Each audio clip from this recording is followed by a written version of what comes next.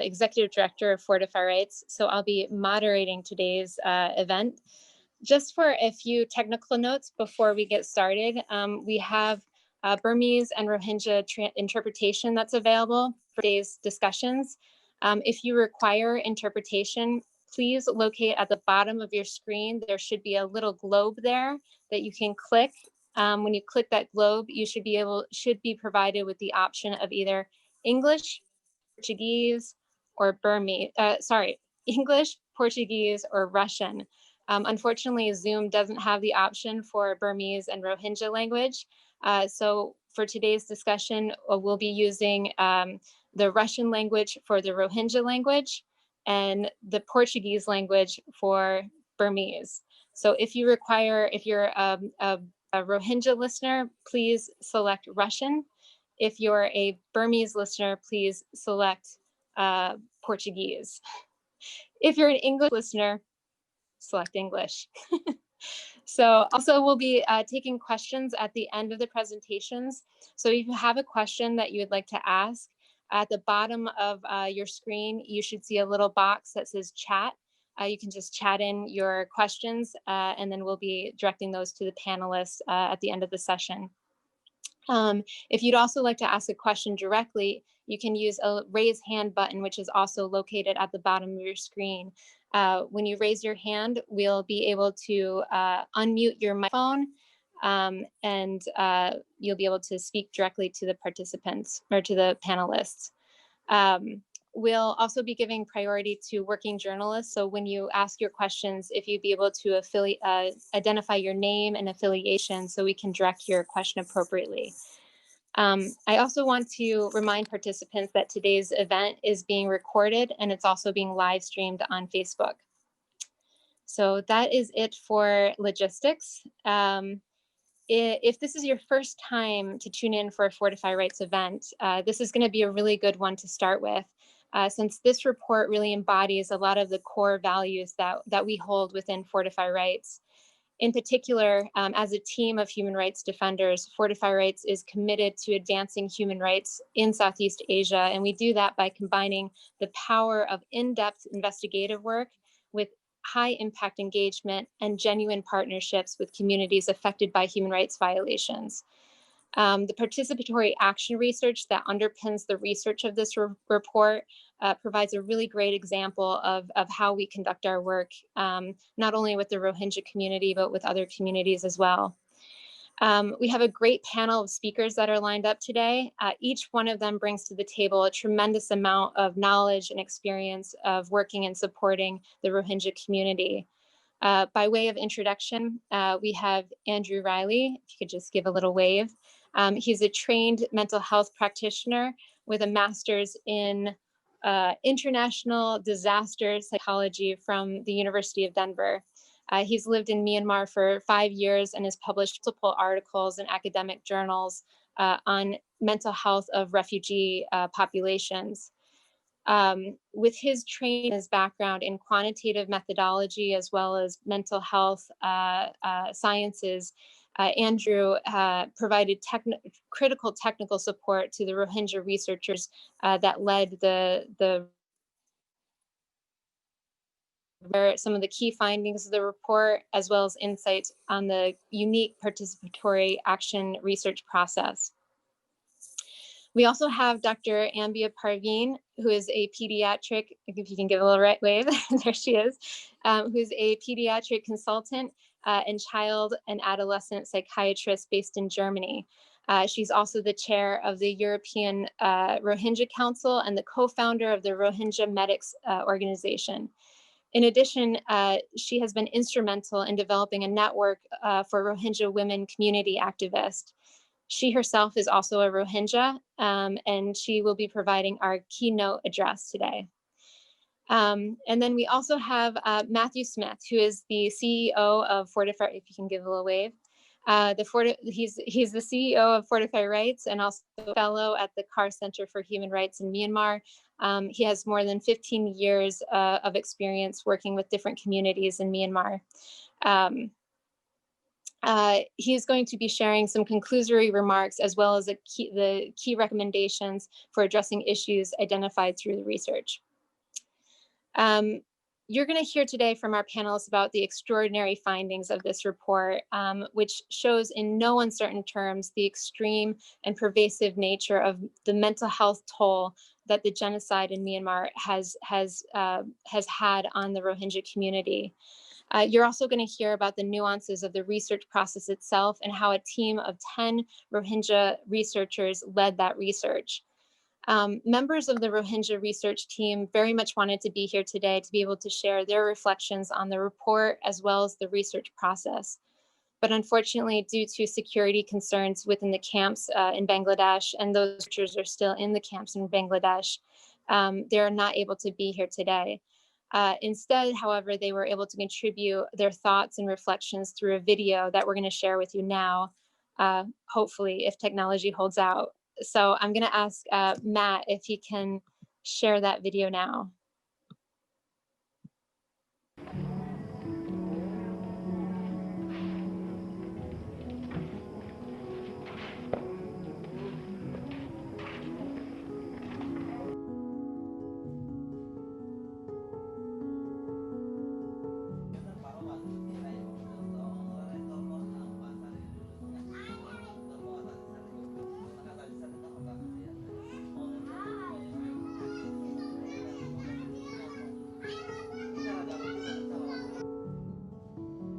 Funi ati lasam mata ayer ki horar o mare ara dilur butoru kuzurudde ara dilur mate zetur illa shisokol budamati jiram e shisokol tumara anno tu fayo hontu in kenguri fayo abarara in zana e kenguri faro tumara to hen hoyer da sita nara besha bishi kisu mai hoinda se sokoto fani jana gale hander ar kisu da se tajumi ki hogi koi o mare ara ke mate thole haro takol guzurgar gudi inda ara kisu hoinda inda begin ara khalot ara khatak kol ara dukok kol ara dorot kol tumara to ere ni ala inno di kol ara kunai do de ara to ya tumara ri antu jatu gudi tumara no tumara da sara hoita jo goi ara to tumara da sara ro mummi ke indil hangori ba hon ladde ara da o sha Allah ara nijo hokka nijo lere format jaga jundi tumara da sara hagin gorodde he durhi dara ya buzia shien hoiri tar da se bishi kushi kol zahir gujaro anju da se training no hoyere da se community zaire mo gujum boyen hoyere da se kan bishi kushi hasal hoyere da se gwa hon bishi dormore insan gonni indila kada bishi gut feel gojilam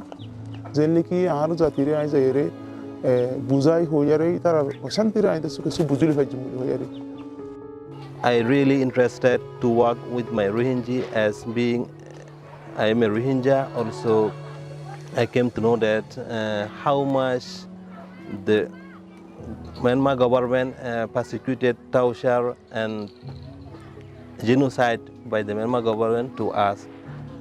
Even mother Sabigarin Zatunelli, I came Pura Sinihaji, but the insan or hawk of color Hoduniki Maji, Hoduniki Toziadi, Mavon and the Hoduniki Maniki, Gujri Hindilla, Nizeran is a head do no holla, and Hoyde Tajilam, Sabi Baguriba before Stamani, Haidian, Gujri was on, Tozia Veda was on, Bulehana was on, Majida was on, Hindilla, that Apple Hadian, and Mother Shikuchka.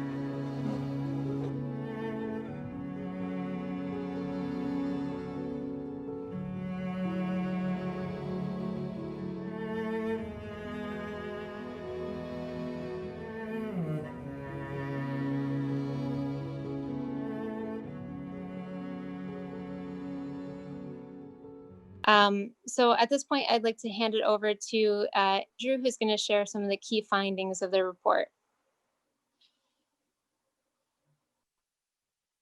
Okay, I'm going to attempt to share my screen. Thank you so much for that introduction, Amy. Let's see here. Okay.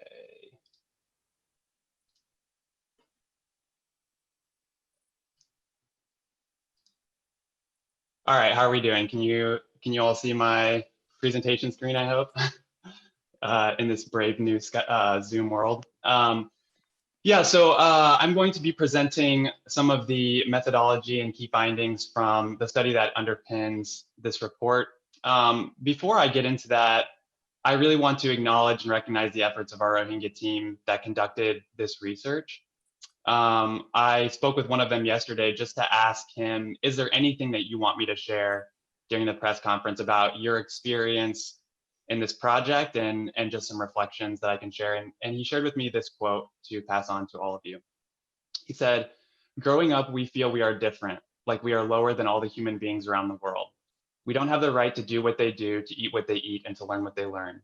In the short period of this study, I could feel the same as other humans and feel very equal with other people, because the international specialists in our team worked together and we were eating together and living together. It made us feel that, oh, maybe we are all equal. I really wish to have another chance to feel equal and speak to all of you people today, but the situation I am in now is again still making me different and taking my opportunity to speak out in front of you. In the future, I really hope to feel the same as others and get rid of all of these security issues and live as a real human being." So again, that was from one of the Rohingya field researchers involved with our team. Okay, so let me describe a little bit the methodology of the participatory action research. So I'm not going to go into too much detail. If you have additional questions, we can get into this a little bit more in the Q&A, but I want to emphasize a few key points here. The first is that, as we've mentioned several times, this research was participatory. And what that means is that Rohingya voices informed every aspect of this project, from the development, making the research questions, informing the methodology, and even disseminating results in the refugee camp. Secondly, I really want to emphasize the quantitative nature of this study. And I'm emphasizing that because quantitative research is not typically the style of research that is underpinning human rights reports. And that's because human rights reports generally rely on testimony, which is qualitative data. And qualitative data does a really good job at describing the nature of violations, their existence, details about their nature.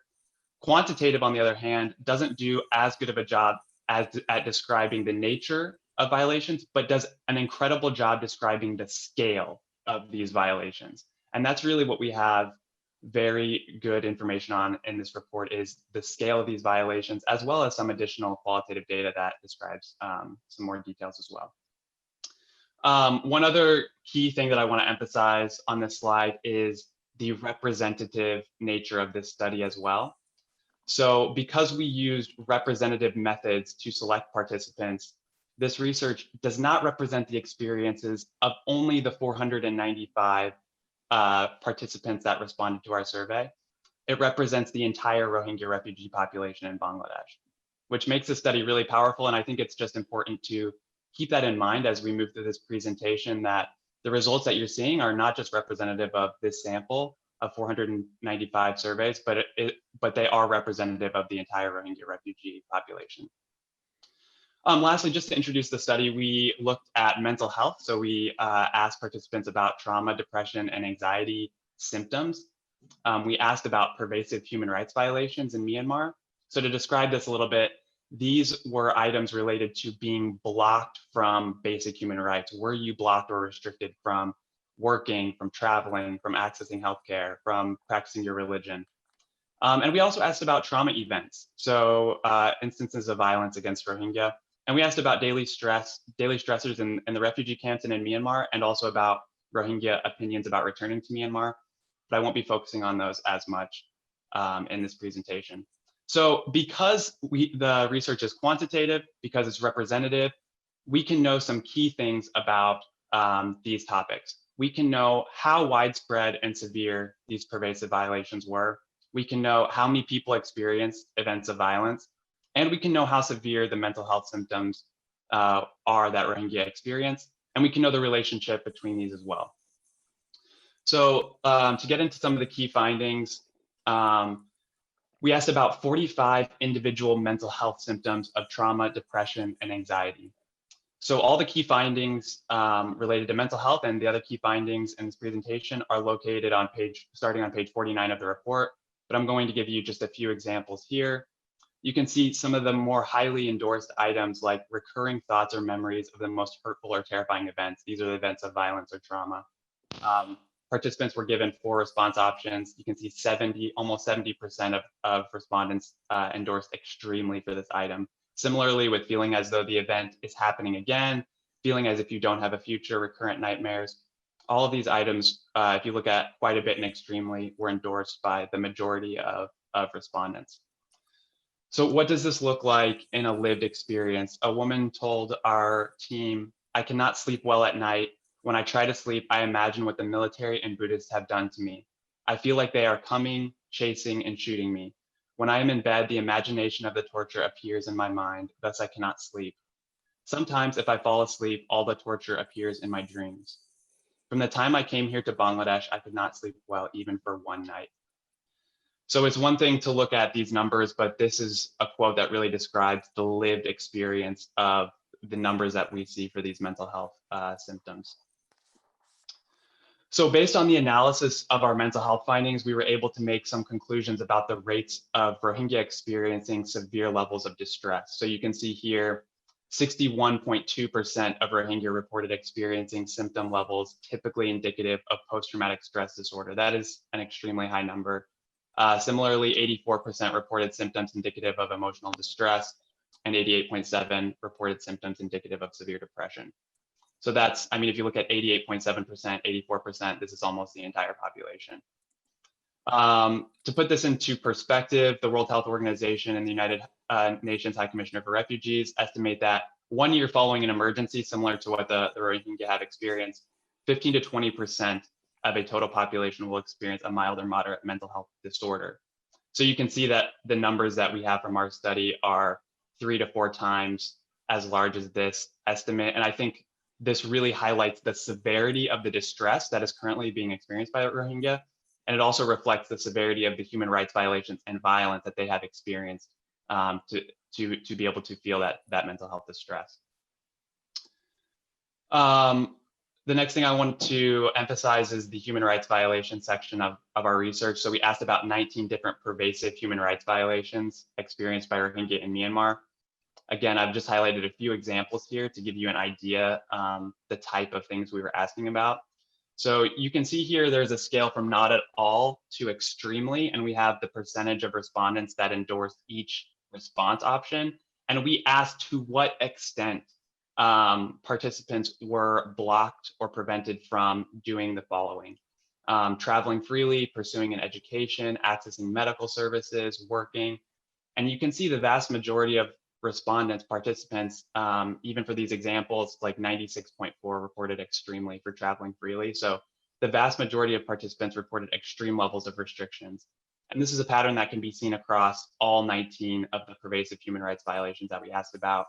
The majority of respondents by far endorsing extreme levels of restrictions in several areas of life. And this really highlights the ubiquitous nature of these violations in Myanmar that are present in all areas of life for Rohingya.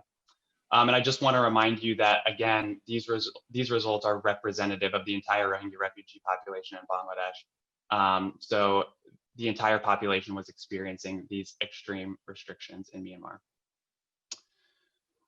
Another quote, just to give you an idea of what this looks like in terms of being able to meet in public. So a man told our research team, "The government announced that we are not allowed to gather 4 or 5 individuals in a group in public. But if they saw we met inside a house, they arrested and tortured us and extorted money from us. Even some youth could not sit in a tea shop. If someone died and needed to pray at the funeral, we could not gather even in that situation. We had to do that in secret." We also asked about 38 trauma events, 38 different trauma events occurring both in Myanmar and in Bangladesh. So trauma events, these are violent events that could have been experienced directly or witnessed by Rohingya. So some of the directly experienced violent events I have examples of here on this slide. So you can see torture, being beaten, experiencing sexual abuse, physical injury from being stabbed, or physical injury from being shot. And as you can see, the percentages of respondents who experience these violent events are higher in Myanmar than in Bangladesh for these instances of violence. And that was true across all of the trauma events that we asked about. So on average, each respondent experienced on average 19 of these traumatic events in Myanmar and only 1 in Bangladesh at the time of the survey. The last thing that I want to emphasize before I pass it over to Matt is just some of the critical contributions that we believe that this research makes. So from our analysis, we know that trauma events that we just discussed and pervasive human rights violations both contribute to increasing and driving trauma, depression, and emotional distress. We can see that from our analysis. And it's pretty much common knowledge for mental health practitioners and the public that trauma events cause distress, PTSD symptoms, and other forms of distress. But what is under-researched really is the long-term mental health impact of living in this environment of human rights restrictions, pervasive human rights restrictions in Myanmar, where you are blocked from all of these very basic needs and very basic rights, such as accessing education, practicing your religion, accessing healthcare. So our study shows that these violations continue to contribute to mental health distress long after Rohingya have escaped to Bangladesh, which means that the lasting impact of these systematic human rights violations is severe even after refugees have escaped that environment. So the last point I want to make before I pass this over to Matt is just to bring it back to the Rohingya research team that conducted this study. The prioritization of Rohingya voices had really powerful impacts. And I was working really closely with the team, and even I didn't anticipate a lot of the incredible things that came out of that process.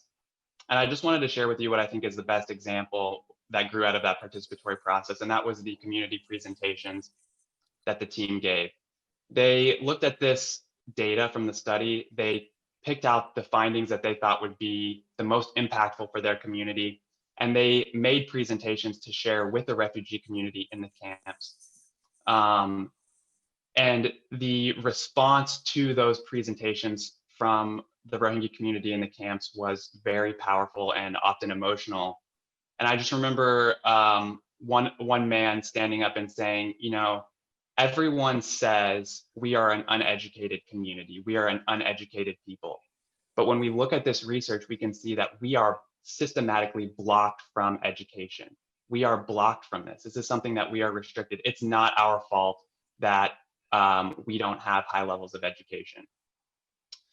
And I really got the sense, witnessing reactions like this and others that were similar, that this research was acting as a mirror for the Rohingya community in the camps.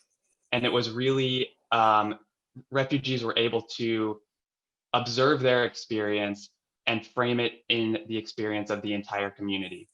And they could see their experience in the experience of the whole community. And I think that that was a very, very powerful for both me and for our team and for the community as a whole. And I think that's one of the key contributions that this research makes. And I think it was incredible to see that the community that had given us so much in terms of time and emotional energy and trusting us with their stories was also able to get something back out of this research. Okay, that's all I have. I'm going to now pass it over to Matt.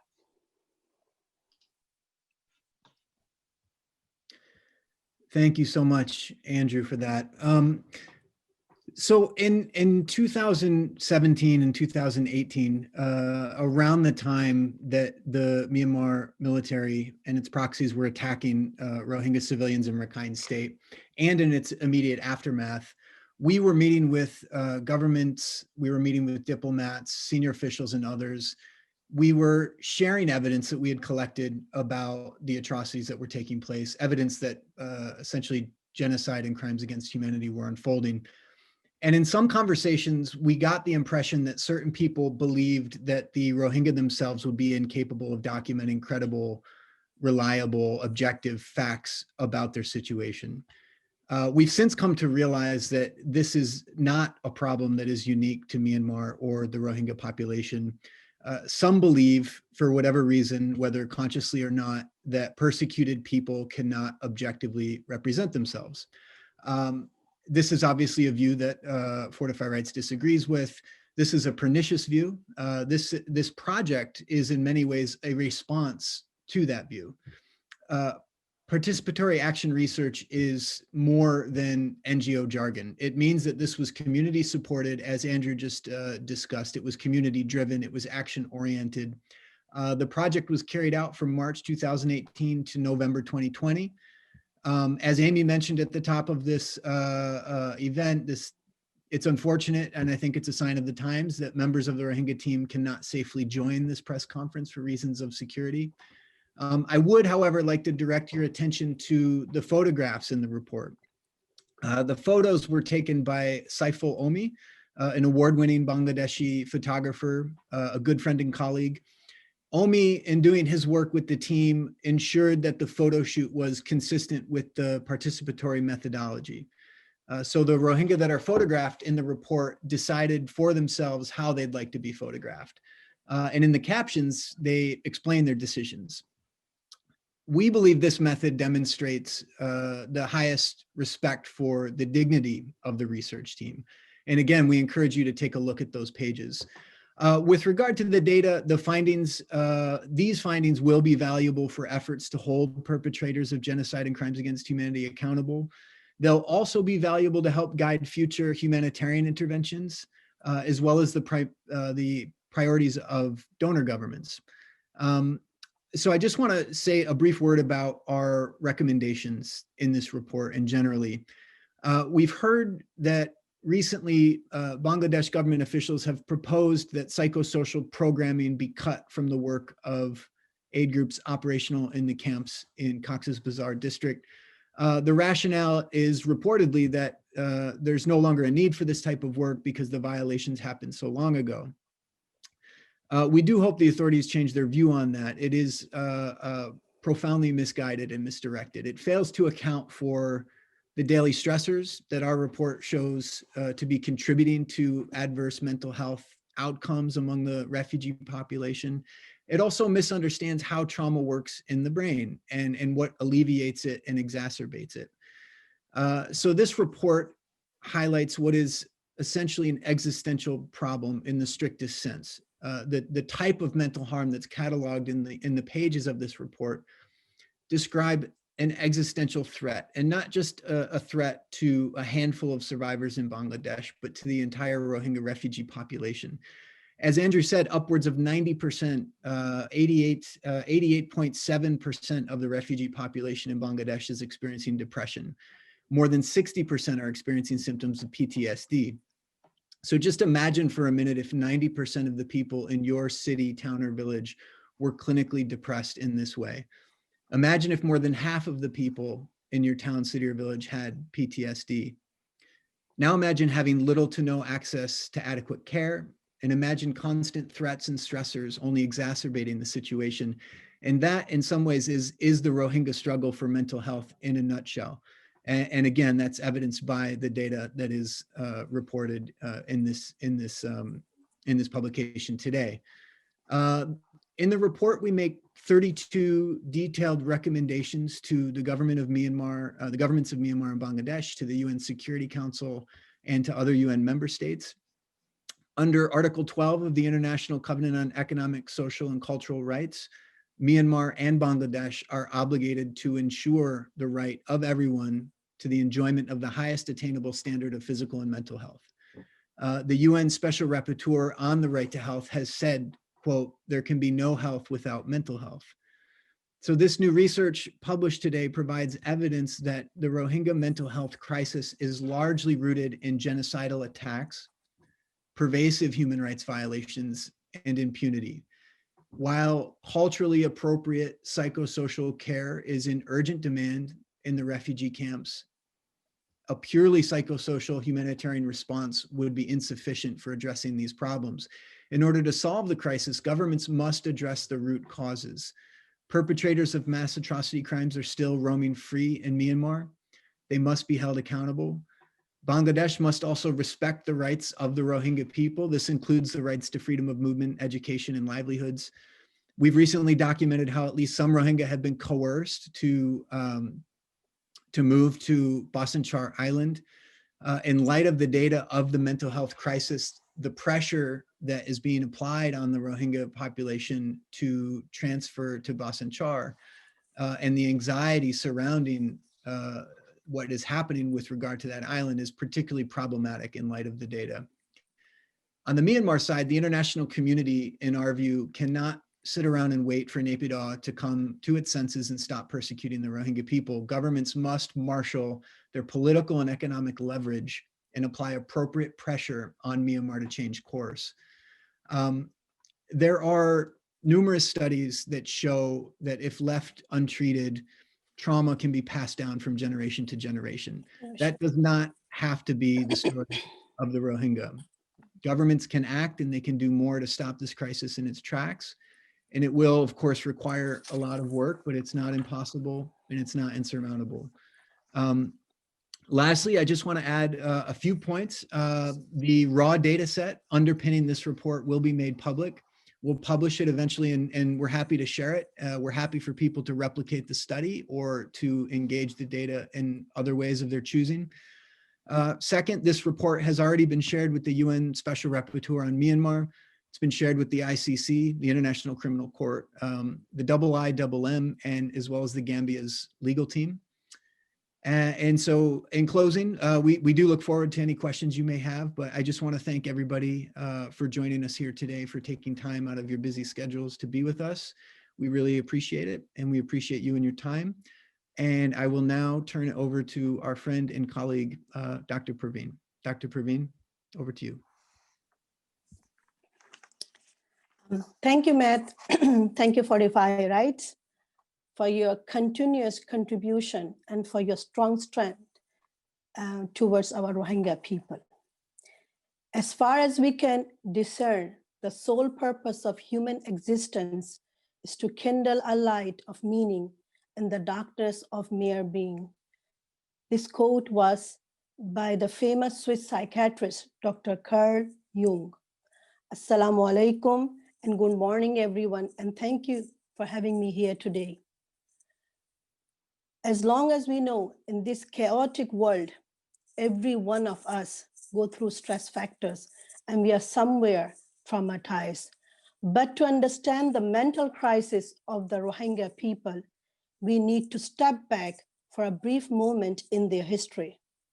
They are one of the most neglected and persecuted ethnic minorities, not only in Myanmar, but also globally, who once upon a time enjoyed extensive freedom from having the rights to education, healthcare, and having the rights to vote and choose their governing leader. Then systematically, this ethnic minority was being oppressed and the fundamental rights were blatantly stripped off from their own country, Myanmar. And then it went to continue for the last 70 years or more. Rohingya went through consecutive series of persecution in Myanmar and went through last phases of genocide in two phases in October 2016 and in August 2017. The largest wave of Rohingya to flee Myanmar happened in the year 2017, which resulted in the largest human exodus in Asia since the Vietnam War. The Rohingya people were persistently have been and are being traumatized in every way imaginable. Today, they are the victims of the ongoing genocide, displacement of exile, and have fallen victims to heart-wrenching and tremendous trauma. And nearly 4 million Rohingya people are affected worldwide, and in particular, those who are living in Arakan and in Bangladesh refugee camps and other refugee camps in Malaysia, in Indonesia, in India. In 2019, our team from the European Rohingya Council, Rohingya Medics Organization, in cooperation with Fortify Rights, we visited the camp and conducted 381 personal interviews with orphan children. Women, majority of them have been widowed. Getting a larger and private space was very difficult, but as being lady doctors and ourselves as Rohingya and fluent in Rohingya language, a bond of trust and hope was readily established. These victims had witnessed their villages and homes set ablaze, their family members and relatives being slaughtered and gang raped, their babies and toddlers thrown into flaming fire. During our interview sessions, the vast majority of the victims were observed of having very low mood, abrupt mood swings, lack of interest in daily activities, inability to concentrate, inability to articulate their feelings. nightmares, flashbacks, insomnia, lack of appetite, and suicidal thoughts. They were even seen psychosomatic symptoms of anxiety, PTSD, and we had a case, a 9-year-old with encoparesis and enuresis. They were the survivors who were left with intense guilt in being unable to help their beloved ones survive or help them out of misery back home. We found alerting signs of severe clinical depression, anxiety, personality disorder, and majority of them PTSD who require intensive counseling. What is PTSD? It's a post-traumatic stress disorder. It's a mental disorder that may occur in people who have experienced or witnessed traumatic events such as natural disasters and calamities, serious physical accidents, including road traffic accidents, terrorist attacks, civil wars, physical, mental, emotional, and sexual abuses, and after which, many of which have been threatened with death threats.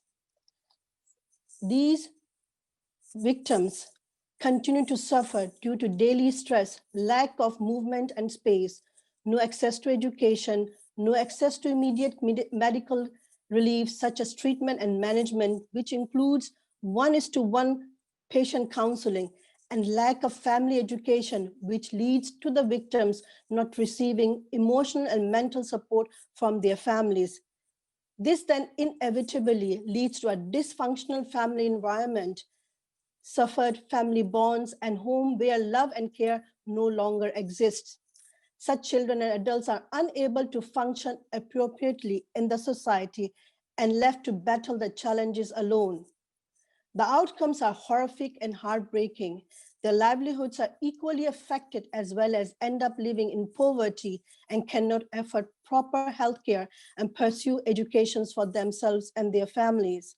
The aggression that we are currently encountered in the camp recently is also a telltale of anxiety, depression, desperation, and hopelessness.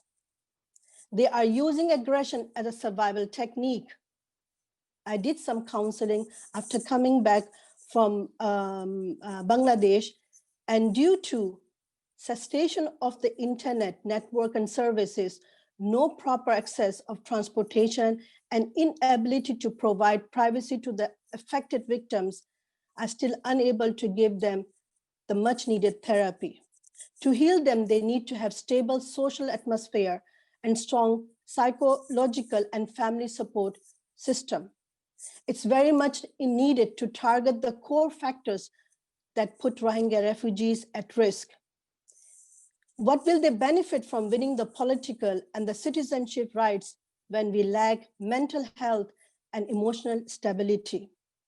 Hence, Rohingya who are in Myanmar refugee camps are urgent need of the following: safe psychiatric chamber or clinics where patients can have private, uninterrupted conversations with the treating doctors or therapists, stable atmosphere at home, and Medicaid supervised wards for affected patients to cover from psychosocial distress and to create a sense of belonging with other victims, such as in group therapy sessions.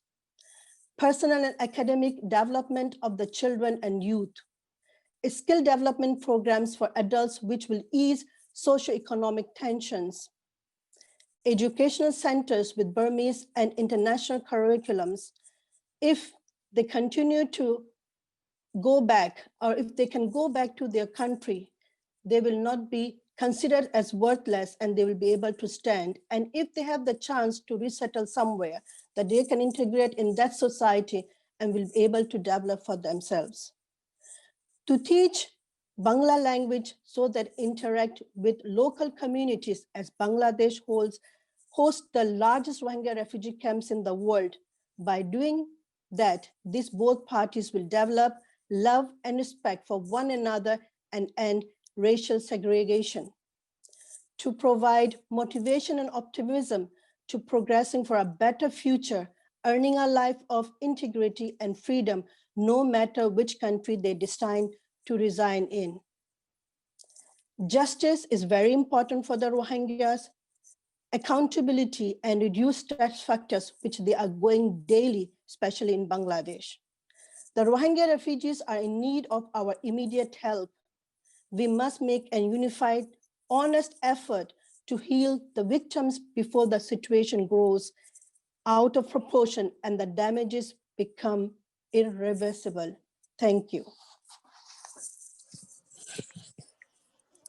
Andrew, Matthew, Dr. Perveen, thank you so much for that.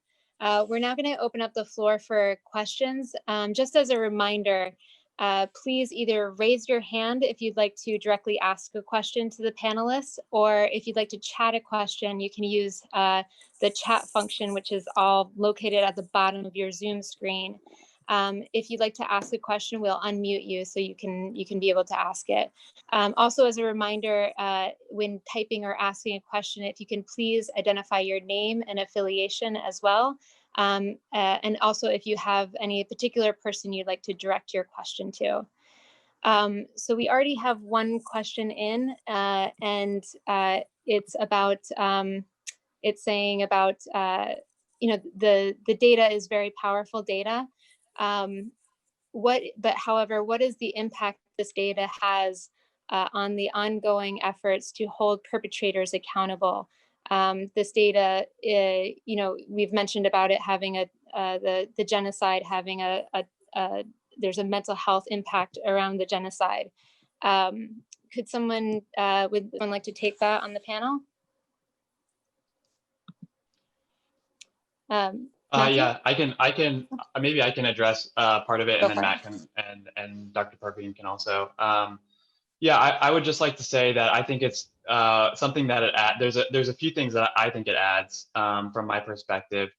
One is, I was talking a lot about the scale of atrocities in my presentation, and I think having actual hard data about the percentage of people who have experienced different violent events, such as sexual assault, being beaten, being tortured, etc., really helps to understand really the scale of what has happened to the entire population, but also understanding the scale of those pervasive violations as well. And that, I think that provides further evidence about what the entire community has been through as a whole, which strengthens the evidence available for these different international accountability movements. But Matt and Dr. Perveen, you can comment on that as well. Yeah, sure. It's a good question.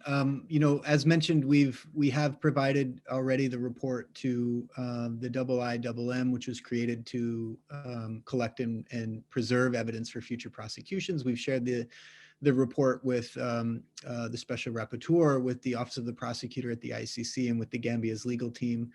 And for the reasons that Andrew described, I think this data is telling. It is a representative survey of not only the mental harm and mental health issues that the population is facing, but there's a great deal of detail in there with regard to the atrocities that happened on the Myanmar side of the border. And I would encourage anyone who's interested to take a look at those sections of the report. And also too, just to mention that mental harm is an act of genocide. Bodily and mental harm is one of the 5 prohibited acts of genocide. And we do believe that this report certainly will provide some evidence with regard to that. And we have been talking to teams of lawyers with regard to that issue of mental harm. That's great. Go ahead, Dr. Perveen. I will go with Andrew and Matthew, what they have said, but at the same time, this is also a very much important to let the world know how come we became the victims of genocide and how it happened and what are the consequences is going on with us. We are, and the world has to answer. The Myanmar is accountable for it. They have to answer. They have to, the world has to bring these people to accountability. So today what we are, it is because of them. We were not born handicapped. We were not carrying, most of us were not carrying the genes of depression. They have made, and you know, our generation is suffering. Not only that, the world has to be very, very unique with us, how they deal and how they handle us. And especially the being of victims of or survivors. I would like to say myself as survivors, because it helps me, how we deal with these people, especially in Myanmar and inside the refugee camp, every daily stress, like moving to Bashanchor, then repatriation, then this and that. These are very sensitive people. We have to deal with them in a different way. And in Myanmar inside, still there's no counseling is going on. Still these people are going with the genocide. So the world has to take some actions. Otherwise, we are going to really lose this ethnic minority. So far, genocide never happened, many people say, but it can occur. And it's not like majority of us are only living like human being, but we have no idea what is right, what is wrong. We have the aggression, as I've just said, you know, in the camp, due to which Myanmar has taken, Bangladesh has taken this step to relocate these Rohingyas. Where this aggression comes from, you know, it's all because we are continuously in stress factors. We have really no hope, nothing. So the world needs to understand what is this unique people, what is going on with these unique people, and how to handle these people, and how to bring the perpetrators to accountability as soon as possible. Thank you. So we have a question coming in from the community watching on Facebook. And the question is, I would like to know about what the international community is doing to make sure that Rohingya refugee children can access formal education, and when we can go back to our motherland. Who will ensure our safety and our security? There's a similar question that's being asked also on Zoom that's about what are the main barriers to a peaceful repatriation for Rohingya to go back home to Myanmar, and what are the main solutions for that crisis? And that's from a freelance journalist from Andulo agency in Turkey. So I'm wondering if someone can give an answer to that. Dr. Parveen, I know you've worked a lot on education and children issues. Do you want to? You know, with the, unfortunately, we are thankful. We are really thankful to the international community and to the government of Bangladesh. But what is exactly happening with the education, with the empowerment, and the counseling, the medical care, and all those are not enough. It is not enough, and they are very much really basics. We need to focus on more on education, because it is one of our fundamental rights. And being a refugee also, we have this right to have that in Bangladesh as well. It's the Rohingya people who are trying to educate their own people. There are youth who have passed their 10th standard. They're the ones who are making the schools, small learning centers to establish their people. But I have so far not heard so much from the international community. I don't know about the others. And regarding the repatriation process, we are, I think we have been continuously telling what is our interest. It's to return to our Myanmar. Our main goal, the majority of Rohingyas would like to go back to our country, where we have come from. It is a man-made stateless. They have made us stateless, not by some other, but it was man-made stateless. And our interest is to go back. Relocation or resettlement or other issues are not the core solution of Rohingya crisis. The world needs to understand that this is no more a regional, local, it's going to become a global threat. And these people need to go back. If we don't focus on these things, then India will start with its minorities, with the Muslim minorities, then China will start with Uyghurs, then the other countries will with other issues. That's why it is very important that the Rohingyas needs to go back to their own country. And to go back to their country, we need to have our full political and ethnic rights. Now, NLD and the Aung San Suu Kyi in 1991, they won around 82% vote. And then in 2015, 80% around what I remember. This time they have won 83. So they have the maximum voice. The international community can pressurize Aung San Suu Kyi, who made her noble person, who had trusted her on her democratic and human rights attitude. So it is the right time to pressurize these people, the NLD and Aung San Suu Kyi, to allow the international community to look over this constitution, the apartheid, discriminatory laws which exist in the Burmese constitution, and to amend and to be according to the international norms, and to pressurize also to take this her ethnic Burma's ethnic minority, which is Rohingya, one of the is Rohingya, to take them back. And we don't know what will happen after 5 years. If the military is going to come back again to the power, then we have no chance. You know, with the democracy, with the transaction and all those, we have given enough time to Myanmar. In Myanmar, you can see with the election also that majority of the Burmese public, they don't like anymore, or the Burmese Kathmandu is no more that much popular than the democracy, than the Aung San Suu Kyi. The youth are vocals about the democracy. So it's the right time for the international community to pressurize Myanmar, and relocating, resettlement and other issues, it's not the core solution. So, and beside that, it is also very important that before the repatriation happens, the MOU, Memorandum of Understanding, it is not should be only between Myanmar and Bangladesh. We are the victims, we are the survivors.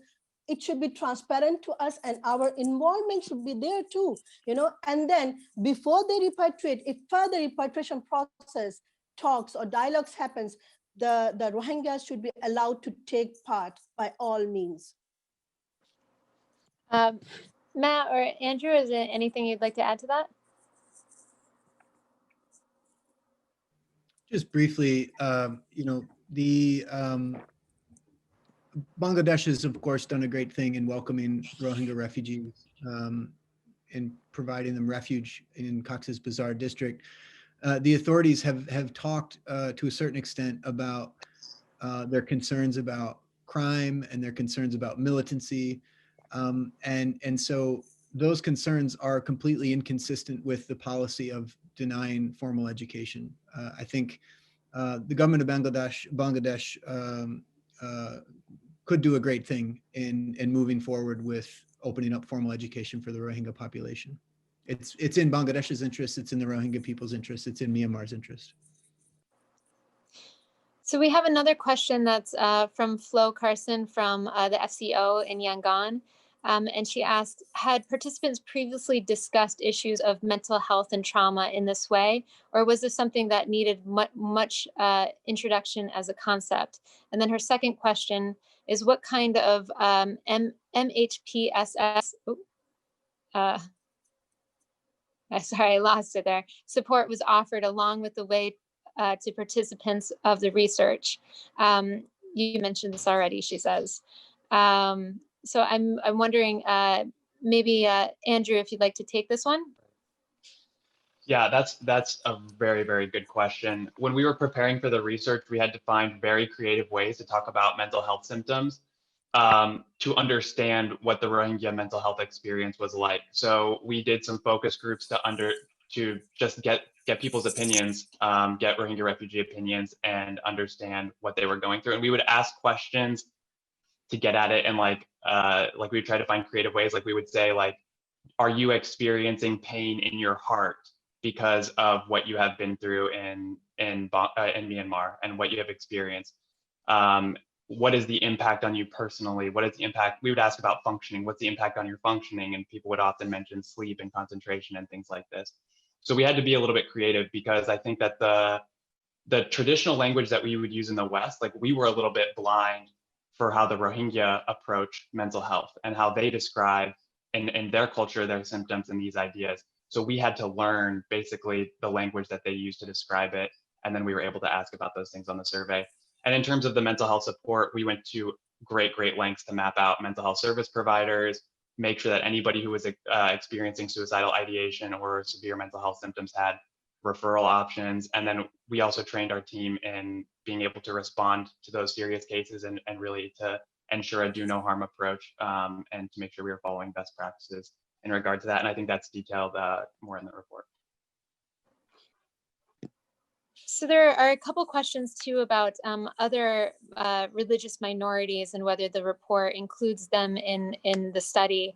So one anonymous attendee has what's being done to protect minority Christian communities in the camps.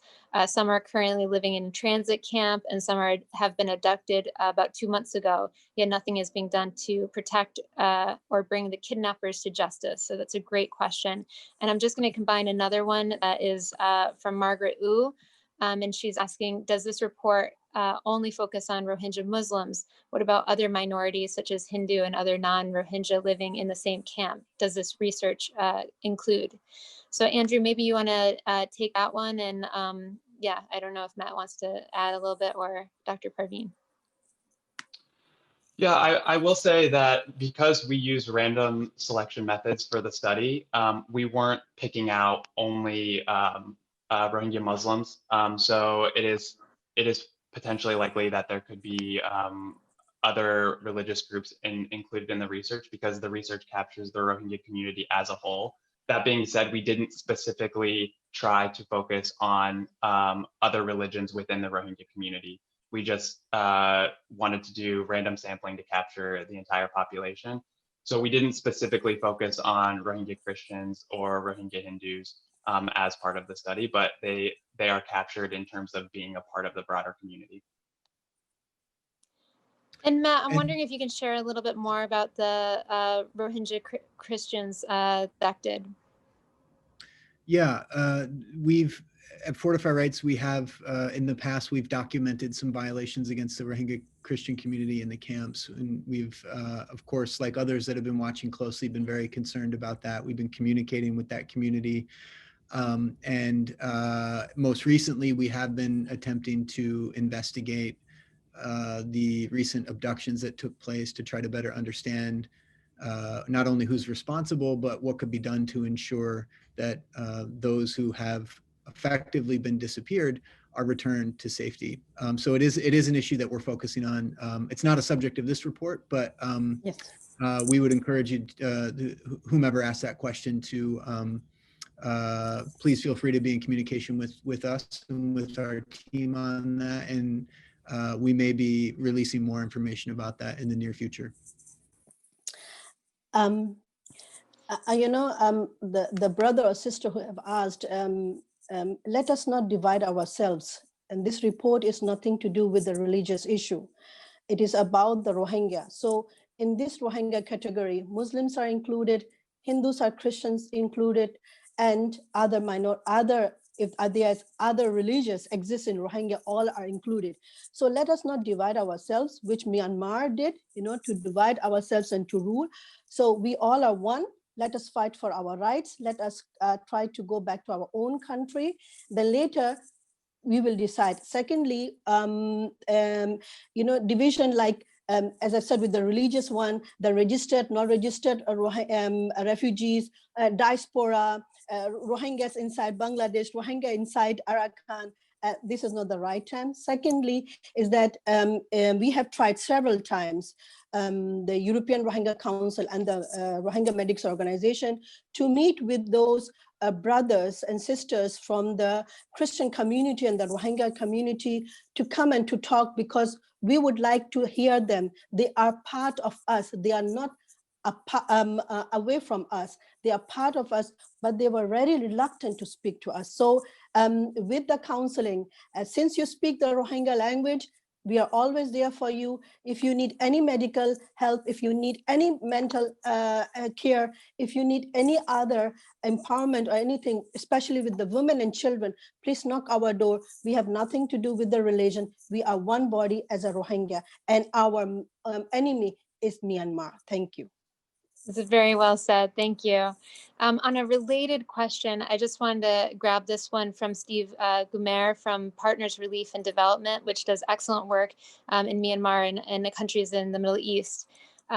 His question is, and it's related to religious issues.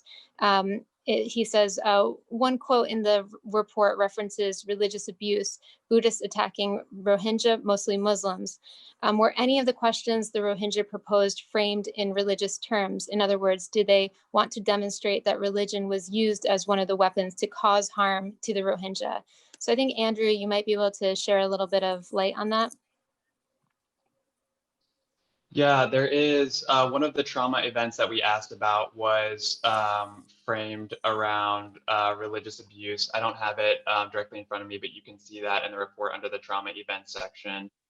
Also, to go into a little bit more detail on that, we also asked about being blocked from religion and that as an abuse. And I think it was around 95 to 97% of respondents said that they were extremely blocked from practicing their religion. And then when we asked about what do you believe is the reason that you are experiencing this persecution, these systematic rights violations, these pervasive rights violations, 70% of participants said that they believed it was because of their religion. And I believe that was the most highly endorsed reason for why are you experiencing these restrictions. So it's clear to me looking at the data that the Rohingya as a refugee community, the number one reason they believe that these restrictions are existing in Myanmar, that this violence is occurring is because of their religion, even more so than their ethnicity, which was endorsed. A lot of the Rohingya that we talked to in our report and that we documented, 35% responded that they believe that these restrictions were because of their ethnicity. So they believed it was much more due to their religion than their ethnicity. And I'll just add one more thing. This might be in the report as well, but we for sure got some qualitative information about what religious abuse looked like, and qualitatively, when Rohingya were following up with us on that, they said that it would be routine for security forces or others to cut the beards of Muslims, to go into mosques and like urinate on Qurans and things like that. So it was clear that there was this element of religious abuse taking place from what we've documented in our report. That's great. There was earlier another question about access to formal education, and I wanted to pick that back up. There's also a question that came up from Saifullah, who asked, he's a Rohingya from Canada, and he asked, how has the trauma experienced by Rohingya children impacted their potential to develop positive human values and behavior early in their lives? How can the positive aspects of human nature be preserved in the very challenging refugee camp environments? And I think I know that the issue around education and access to education, as well as issues affecting children. So I'm wondering, Andrew, you can share a little bit about that. And I also want to go back to Dr. Perveen, because I know you've worked a lot with children on education issues as well. Yeah, I'm really curious to hear Dr. Parveen's response on this as well. I'm sure that will be incredible to hear what she has to say. I would say in response to this that PTSD, we don't look at this as an irreparable harm to a child where we say, okay, they have PTSD. This is something that we don't look at it as damaging them. We look at it as an expression of suffering. So there's even a term called post-traumatic growth. And that term means that once you have been through trauma, once you have suffered PTSD, if you are given the right circumstances, a safe environment to be able to recover, you can often actually grow from those traumatic experiences and become even stronger. And this is a common phenomenon among trauma survivors. They say, I experienced that and now I'm stronger because of that. The problem is that with the refugee camp environment in Bangladesh and with the environment in Myanmar, there isn't that safe environment to be able to process that trauma and then to grow past it. And so that is one of the key problems that we have now is not so much the existence of trauma, because that is a problem and that is distressing and that is hurtful for the Rohingya. But the one of the main problems is that there is not this environment to be able to grow through it and to heal from it. Thank you, Andrew. Let us go with the education first, then I will answer the second one. We really understand, I think the world understands too, that the education is the main tool for our survival, because without the education, we will not be able to differentiate right and wrong, happiness and sad. We will not be able to articulate our feelings. We will not be able to stand on our feet, integrate, and we will be completely left to a world where nothing is real. So as long as I know that recently many people, many NGOs, international community is focusing on the education, that they have seen the need, it might be possible that those days when there were some in 1991, 94, 97, when a small amount of Rohingyas were fleeing Myanmar and coming to Bangladesh, the Bangladesh has thought they might have different visions those days and policies. Now they have seen that there is almost more than 65% are women and children, and they have seen that the Myanmar is not an easy country, which will allow the Rohingyas to repatriate as soon as possible. And that I'm sure the international community have noticed too. So I'm sure they are going to focus on it, and let us work as much as we can, because it's also a very important tool of this education. So the international community, the Rohingyas itself, let us not only focus on the international community. It is your duty to, what are you contributing, what you would like to do, how can you maintain your community. It is always good to work for your own self, not only depending on others. So I will request my brothers and sisters to work and to focus as much as you can, and also request the international community.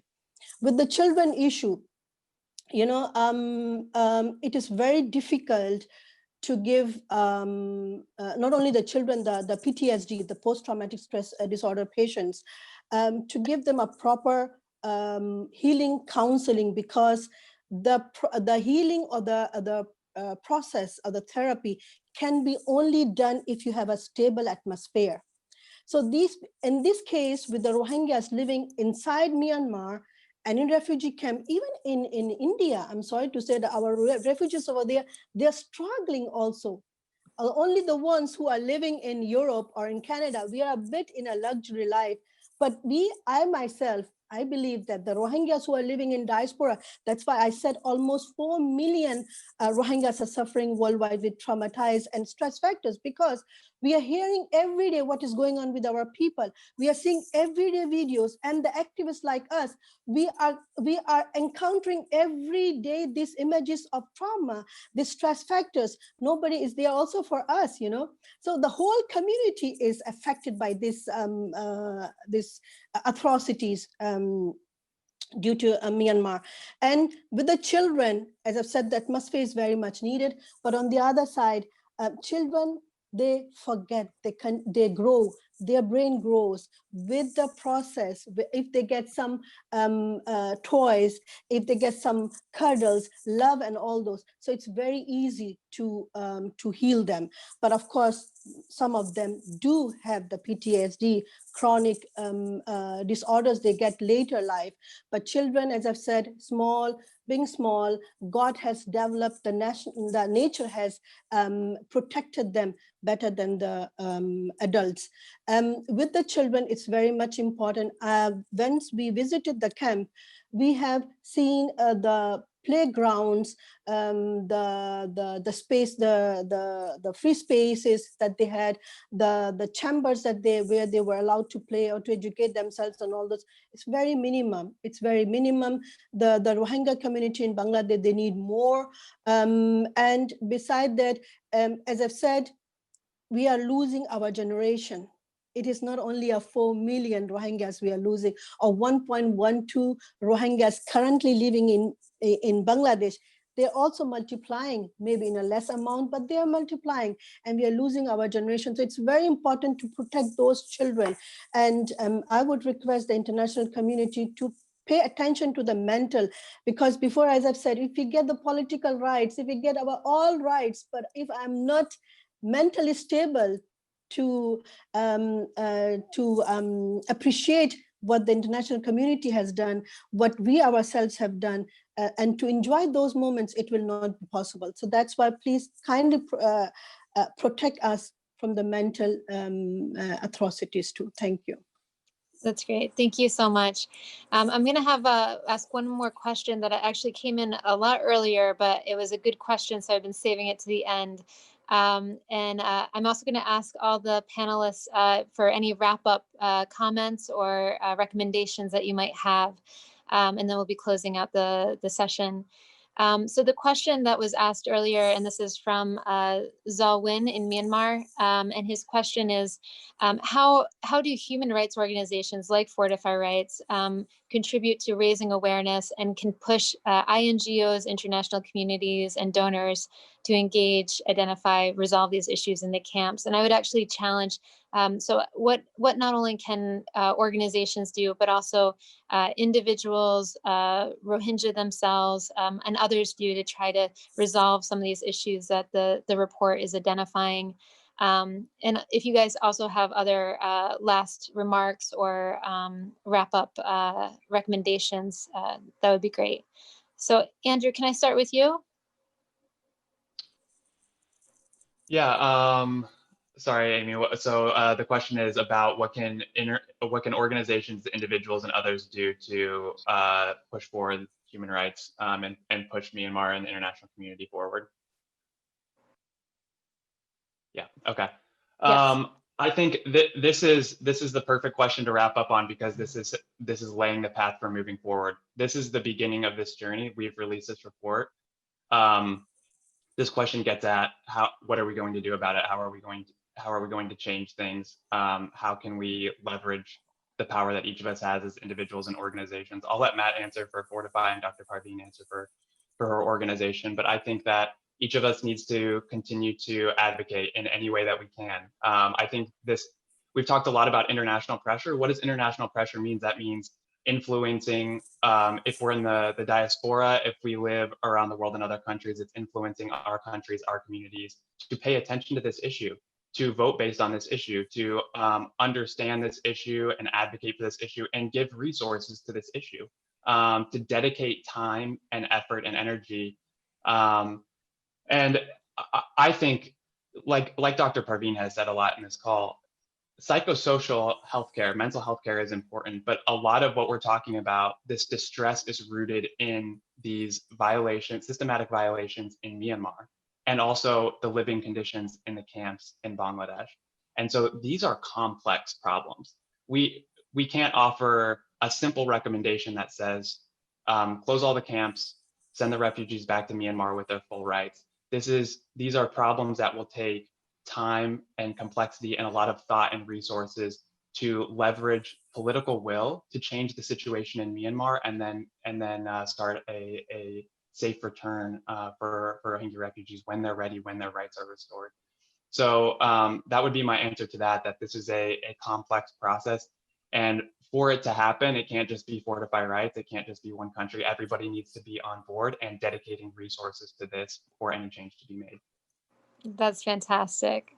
So Matt, can I go over to you and can you add to that question? So what can people do to try and address some of these issues that are raised in the report?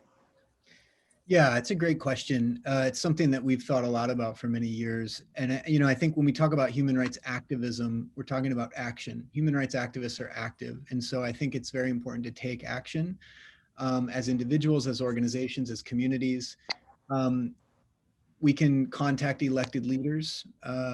When we're talking about issues of genocide and some of these larger issues facing the Rohingya community, these are issues that should be focused on not only by parties in Southeast Asia, not only by the Rohingya, not only by Myanmar or Bangladesh, but by the broader international community. So we can contact leaders. And I would also suggest, to reach out and build community. Community is important. Community can move mountains. At Fortify Rights, we have our own theory of change, which we have seen work. We combine human rights investigations with engaging people in power and strengthening the work of human rights defenders and strengthening community-based responses. When we combine those three things, we start to see change happen. It's not always as fast as we'd like, but we remain inspired by the effectiveness of the work that the team is doing. And lastly, I would just like to mention, because I did see somebody asked, Mohammed Sadek had asked why we're not advocating for resettlement to third countries, and we are actually. Like in the United States, for example, the Trump administration essentially shut down refugee resettlement. We're hopeful that's going to change under the Biden administration. But I will say that resettlement to third countries, unfortunately, is not globally. A very small percentage of refugees are able to resettle to third countries. And I think the ultimate solution for the Rohingya people is for these violations to end in Myanmar. So, a vast majority of the Rohingya who responded in this particular study expressed a desire to return to Myanmar. And I think that's, we heard that voice loud and clear, but all of these solutions must be pushed forward. Thanks so much. That's great. And then Dr. Perveen, tell us the solution. I would add with our panelists, Andrew and Matthew, what they have said to that. Please let us not change or direct the Rohingya cause or Rohingya crisis as a Palestinian chronic crisis. Palestinians are forgotten, and I feel somewhere majority of Rohingya do feel that our cause is also directing towards the chronic, because now other issues are coming, other regional issues are coming, though there's a tremendous change. I'm sure in Myanmar that the Aung San Suu Kyi and the NLD and the democracy has won. Joe Biden has come up, and then the Canada is helping with the OIC, Gambia and Netherlands, but on the other side, we must not forget the regional interests. I would like the ASEAN to take more action, more vocal regarding their crisis with the Rohingya, because India is interested in their own issues with this thing, Rohingya crisis. China is pressurizing Bangladesh to relocate these Rohingyas in Bashanchor, I believe. Japan has traveled to, to Arakan, talking about the peace process and the election with the Arakan army. They have talked about it, but nobody's talking about the Rohingya. And then the ASEAN meetings and conferences, all those, very much is less heard about the Rohingyas. On the other side, the Rohingyas should also try to work together, try to understand together. Let us all sit in one car and work together. Though we might be different, I'm not talking only about the Rohingya Muslims. Please, I have never, ever, majority of our Rohingya never, ever had come across with Christian and Hindus. Some people have started. I would like to request you to stop that. We all are living in one house. My name is Ambia, your name is Sadiq, the other person is different. You are educated, I'm not educated. One is working as a lawyer, one is working as a doctor, but we all are one family living in one house. Instead of directing with religious issues, it do not make the our issue, our crisis very complicated. Now we need to fight for our rights, and our common enemy is Myanmar. Same thing goes to the other ethnic minorities and the Buddhists in Myanmar. We are also one family. Please do not come up also that why you're talking about the Rohingya issue. We are talking about the Rohingya issue because at the moment, Rohingya are the most persecuted people of the world. I mean, we are also fighting for, we want to make dialogues with other minorities. We would like to sit with you people. If our interest, you can understand, for our majority of the Rohingya interest is to go back to Myanmar, to be a part of the development of the country, to be a part of the democracy. Like, for example, I can, being a pediatrician, being a psychiatrist, I am helping people over here, but I would love to help not only the Rohingyas. I would love to hear your heartbeats. I would like to give your time. So that's why we have one common enemy, that is the Tatmadaw, that is the military of Myanmar, and they should be accountable. Second thing, the last and the final thing is that relocation, resettlement, education, social economic steps, support, and all those stuff are there and should be there. But our main goal is to go back to our own land with the full political and ethnic citizenship rights. And it should be done as soon as possible, because if we don't take very concrete, not only verbal, we need to act, our crisis will become as the Palestinian crisis, chronic crisis, and it will be no more as a local or regional, it can be a global threat. Thank you. Beautifully said. In closing, I'd like to thank all our speakers today, particularly Dr. Perveen, who took time from her as a doctor to be here with us. And also special thanks to our Burmese and Rohingya interpreters. I'd also like to encourage folks who are listening to download a copy of the full report on our website, fortifyrights.org. We're also going to be running on our social media platforms, a photo essay on the report throughout the week. So please help us spread the word by sharing these posts and also the report. Thank you again for joining us today, and thank you for your interest in this issue.